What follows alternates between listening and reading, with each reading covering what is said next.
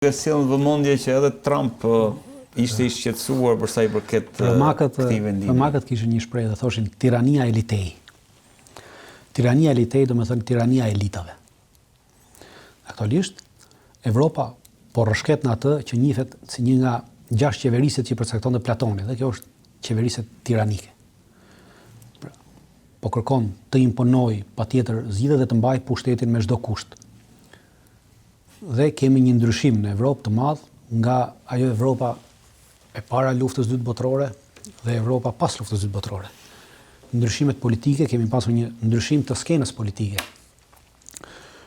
Aktualisht to partitë nacionaliste që konsiderohen të djathta, për shkak se janë nacionaliste dhe sovraniste, për shkak të kontekstit të luftës në cilën ndodhet tashmë midis Rusisë dhe Perëndimit,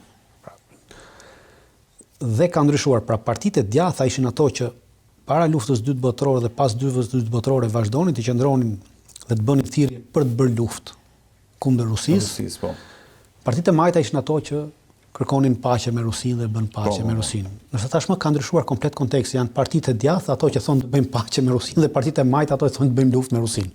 Pra shikoni çfarë lëvizje tektonike ka ndodhur në Evropë e këtyre ideve politike. Dhe kjo e ka çuar Evropën drejt një tiranizmi, pasi të majtët kanë pushtetin dhe ndodhi në Rumani, edhe tashmë ju hoq e drejta për të kandiduar si presidente në vitin 2027, pra pavarësisht ajo mund të shkojë në apel, gjithë apeli merr vite, pra nuk mundet, sepse vendimi hyn në fuqi menjëherë. Pra nuk është lënë të hyjë në fuqi pas apelit, ka hyrë në fuqi menjëherë, pra ja ka hequr të drejtën për të kandiduar si presidente. Dhe prandaj them që po shkojmë drejt një tiranie të atyre të majtëve që kanë pushtetin në Evropë për të mbajtur me çdo kusht pushtetin. Në këtë rast në Francë është Macroni. Trumpi e përcaktoi dhe njësoj të ngjashme me atë që më ka ndodhur mua. Pra ajo është tentativa për ta hequr nga ajo që i ndodhi Georgescut në Rumani. Pra me elitat e ka pasur edhe Trumpi. Pikërisht, prandaj po them është ajo që romakët e quanin përse tirania elitei. Pra elita e tiranive. Dhe Evropa po rrshket drejt tiranisë. Në rast se vazhdohet me këtë ritëm, po rrshket drejt tiranisë. Dhe rrshkimi drejt tiranisë absolutisht do të çojë në një luftë, në një përplasje madhore nesër. Blokoi gjykata supreme apo jo, mentor? Dëgjoj, vendet se edhe në literaturën akademike, populistët përkufizohen si lëvizje politike antielitiste. Në fakt unë nuk jam shumë dakord edhe me këtë. Vendet gjithmonë drejtohen nga elitat, nuk drejtohen nga popujt. Nëse populli zgjedh elitat. Problemi është çfarë elite. Këtu është përplasje ndërmjet elitave. Nuk del populli që të marrë pushtetin, se merr asnjëherë populli pushtetin. Tani që u bë Trumpi president, vetëm një sekond ta mbaroj edhe pastaj.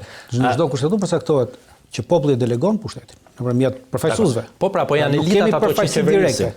Tani nëse merr rastin e Trumpit. Populli qeveris. Është një elit shumë e vogël njerëzish, shumica madje elit që vjen nga ekonomia. Pra, këtu është betejë ndërmjet elitave në pikpamje se çfarë përfaqësojnë këto elita. Ka patur deri tani, natyrisht ka patur një tendencë për të shkputur pushtetin nga qytetarët. Pra, për të krijuar ato që në Amerikë quhen shtete administrative ose deep state, shteti i thellë. Për shkak të një konteksti të gjatë historik, është krijuar një konsensus i madh për shkak të rrezikshmërisë që përbënte komunizmi, krijohet një konsensus i madh në elitën politike amerikane rreth liberalizmit. Dhe ky liberalizëm lëshon rrënjë të thella dhe krijon një shtet administrativ i cili është pothuajse i izoluar nga llogaridhënia ndaj qytetarëve dhe atyre që zgjidhen me mandat popullor. Dhe natyrisht që Trump ka zhvilluar fushatën e vet në këtë pikpamje për të rikthyer pushtetin tek qytetarët, për të demontuar pikërisht shtetin administrativ. Por natyrisht që këtë do e bëjë një elitë e caktuar, se s'ka kush e bën.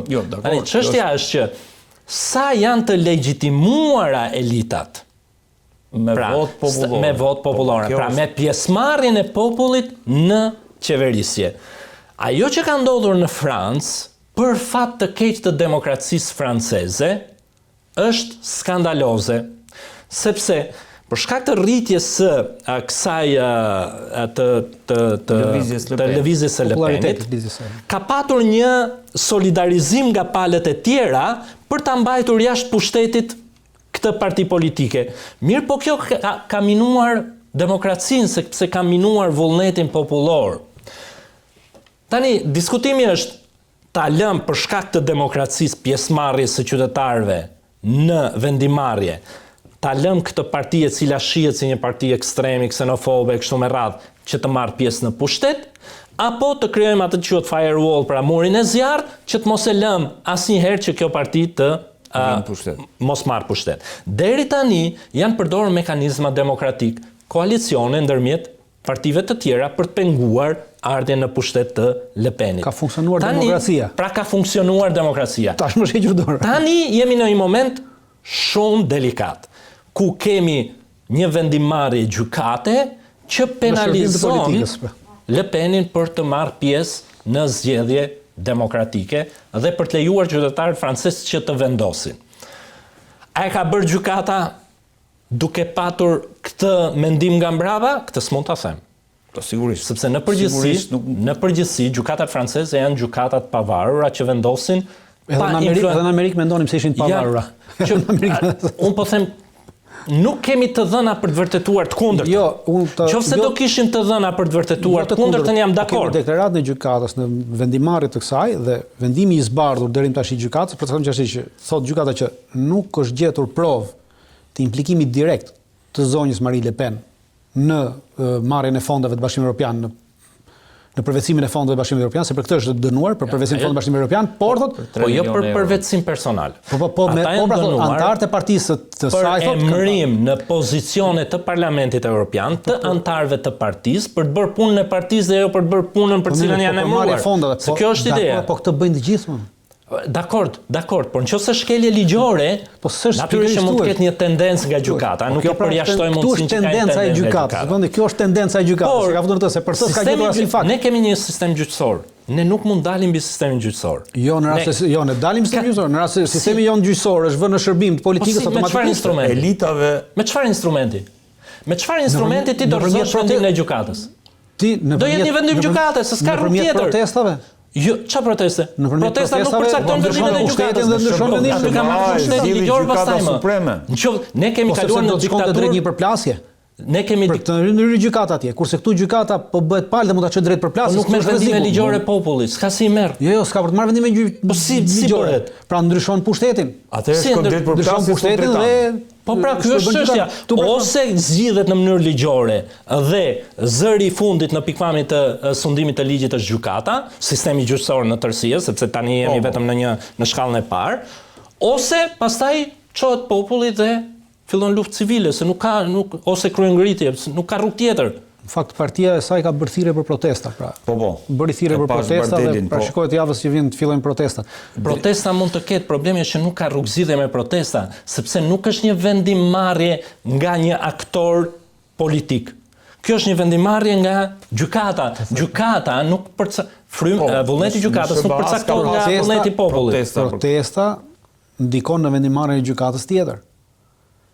Pra ti ke marrë një vendim politik në të gjykatë, po as kjo s'është vendimmarrje ligjore. Po këtë nuk e dim se ata e përcakton gjykata, ky është problemi. Jo, pra se çdo gjykata është bërë politike tashmë. Ashtu si në Rumani, ashtu si në gjykatat janë kthyer totalisht në politikë. Dritan, po me Dodigun që gjendet aktualisht në Moskë dhe jemi prapë te drejtësia që ka ndërhyrë, është një vendim gjykate sërish, domethënë që ka bërë që Dodigu të arratiset drejt Moskës. Shiko, po nuk është e çuditshme, pra dije që kur u dha vendimi i gjykatës, gjithë e prisnin që Dodiku të arratisej në Moskë. Pra gjithë thoshin edhe mediat në Bosnjë thoshin që do ikin në Moskë, sepse e vetmi vend ku ai ndihet i sigurt është Moska. Me atë ka pasur mend. Ai nuk ndihet i sigurt tash në Serbi, se gjysma e Serbisë me këto protesta nuk e duan Dodikun. Pra, ai nuk ka garancia në Serbi dhe Vučići nuk mund t'i jepte azil në Serbi sepse ka probleme politike të brendshme. Prandaj vetmja mënyrë do përfundonte në Rusi. Pra nuk është diçka që ndodhi një ditë bukur vere dhe rashi. Jo, dije përfundimi i Dodikut. Në Rusi do shkonte aty ka pasur kokën. Nuk e di ma është arratist në Por, Jo. është arratisur, për arsye sepse e them është arratisje, sepse ka një vendim gjykate për arrestimin dhe në momentin që ti nuk i përgjigjesh vendimin gjykatës dhe largohesh nga vendi, kjo është arratisje. Pastaj a ka kërkuar azil apo jo është diçka tjetër. Po për të arratisur nga vendi i tij është arratisur. Është person në kërkim. Problemi është ligjërisht është i arratisur. Problemi është se ai nuk e pranon atë ligj, se ky është i gjithë konflikti. Ai nuk pranon ligjin e shtetit të Bosnjë-Hercegovinës. Ai mendon që ligji, gjykata kushtetuese, sistemi ligjor legal i Bosnjë-Hercegovinës nuk mund të përcaktojë sistemin legal të Republikës Srpska. Dhe në këtë pikpamje ai po sfidon, nëse do rikthehet, se këtë mbetet për tu parë, pra ai ka ikur në Moskë dhe do rikthehet, apo është arratisur për të mos u rikthyer. Nëse do rikthehet, ai thjesht po sfidon në kuadër të lëvizjes së tij politike seksioniste, po sfidon ligjin e Bosnjë-Hercegovinës. Nëse autoritetet e Bosnjë-Hercegovinës nuk do të kenë aftësinë për të ndërhyrë dhe për ta arrestuar nëse ai rikthehet në Bosnjë-Hercegovinë. Për mua do të ishte një fitore e madhe e autoriteteve të Bosnjë-Hercegovinës nëse ai është arratisur.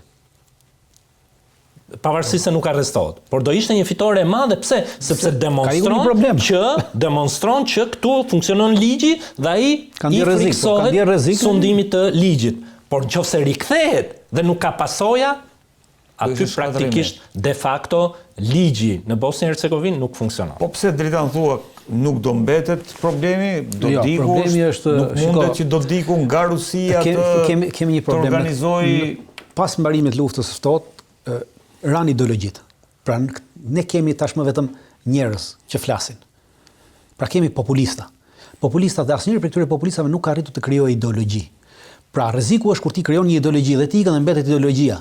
Aktualisht nuk ka ideologji sot në gjithë botën. Pra s'ka asnjë lloj ideologjie. Kemi thjesht njerëz populistë që dalin dhe ikën ai. Këtë po flisja edhe për Le Penin, edhe për alternativën e Gjermanisë. S'ka ideologjia, ideologjia s'ka në asnjë vend. Pra nuk ka një projekt, një alternativë politike. E gjithë alternativa e tyre është ksenofobia, është urrëtia për emigrantët. Antielitizmi. Jo, nuk është antielitizmi, është në Amerikë, është tjetër gjë. Mos e ngatron në Amerikë. Mos ngatro çfarë do në Shtetet Bashkuara të Amerikës, sepse ish pjesë e elitës ka është drejtuesi i një republike.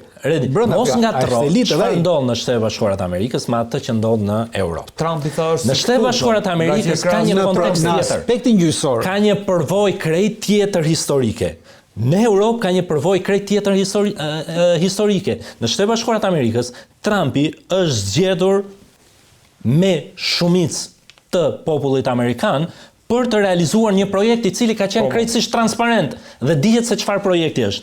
Në Europë kemi një rritje graduale të lëvizjeve ksenofobe, të cilët target kryesor dhe të vetëm kanë emigrantët dhe në mënyrë të qartë emigrantët musliman. Sepse islamofobia është ADN-ja e këtyre lëvizjeve populiste në Europë. Edhe në Francë, edhe në Gjermani. Në gjithë Evropën nuk kemi ideologji. Edhe në Ballkan kemi vetëm njerëz populistë, po për Ballkan është edhe Dodiku. Pra kemi njerëz populistë që shfrytëzojnë situatat për të përfituar politikisht, por nuk arrin të ngrenë ideologji. Ti po thua që se Dodik mbetet atje nuk ka rrezik. Në rast ideologjik mbetet atje nuk ka rrezik që në Bosnjë të ketë më problem. Fare. Prandaj them çdo e keqe ka një të mirë. Iu Dodiku do flitet për të një javë, 2 javë, mbaroi nuk ka më. Do vazhdoj normalisht, pra nuk cënohet integriteti dhe sovraniteti i Bosnjës. Në momentin që kthehet, jam dakord me mentorin, atëherë është problemi më i madh. Është shumë problem, absolutisht. Pra në momentin që kthehet, nëse ai kthehet, nëse Rusia e pranon le të themi azilin që po kërkon. Po nuk ka rëndësi, nuk e di me ka kërkuar azilin. Por nëse ka kërkuar azil është fitore e madhe për Bosnjën. E para, edhe në rast se thoni ju, e zëm për një moment se ka kërkuar azil, nuk ka rëndësi. Pra, nuk ka rëndësi, kërkon apo s'kërkon. Rëndësia është që Dodiku mos kthehet, rrin me azil, rrin pa azil, të rri si doj. Pra, në rast se ai nuk kthehet, kjo është e mbaruar. Pra, këtu është gjithë rëndësia. Pra, rëndësia është në Bosnjë, nuk është e Dodiku. Rëndësia është e Bosnjë. Zero rëndësi ka Dodiku në të mes. E qartë. Ndërkohë, dhe kalojmë pak mentor tek situata të një mundësi e një përplasje midis SBA-s edhe Iranit. Shtetet Bashkuara të Amerikës kanë deklaruar, Trump ka deklaruar që ka shumë mundësi që të bombardojë Iranin, ndërkohë krau i djathi Khameneit ka thonë që Trump nuk do ta bënte kurrë këtë deklaratë nëse ne do të kishim një bombë bërthamore siç fjala vjen e ka Korea e Kim Jong-un, Korea e Veriut, si e shikon, ndërkohë SBA-t kanë, siç e tham edhe në emisionin tjetër, kanë nisur 7 prej avionëve të tyre, do të gati 30% të flotës tyre ajrore bombarduese në bazën Diego Garcia në Oqeanin Indian. Si e shikon këtë zhvillim? Nëse do të ishte për shumicën e